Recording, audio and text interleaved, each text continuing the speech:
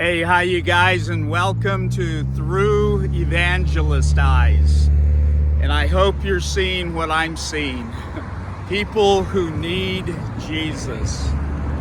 Today's video I titled Putting It Together.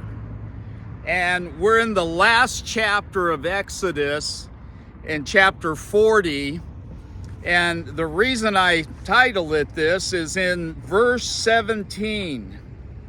It says, "Now in the first month of the second year, on the first day of the month, the tabernacle was erected.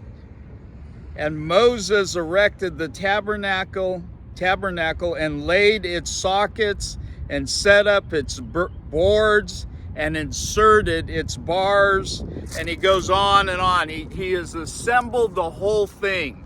It's been 2 years and a little more. And what an amazing day for God's people to be able to rehearse what they've been through and to be able to look at what now this building, this tent, these curtains, the lampstand, all these pieces finally put together. And that's why I named this Putting It Together. And I'd like to ask, how are we doing? How are we doing putting together the things of life?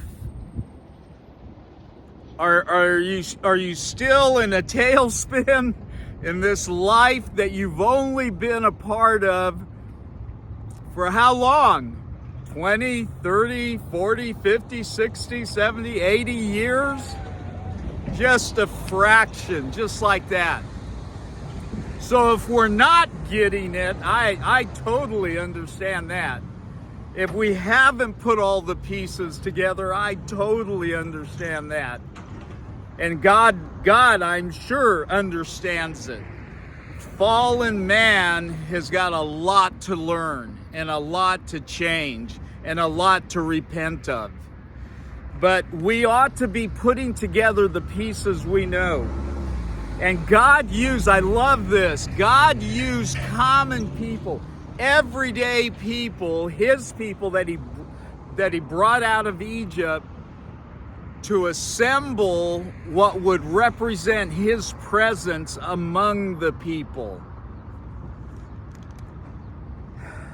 So when you look at the pieces of life, death, sin, love, God, man, neighbor, enemy, friend, war, peace, joy, faith, how you doing putting all this together and coming up to the conclusion that I need to trust God and I need to be in his word and I need to know his word.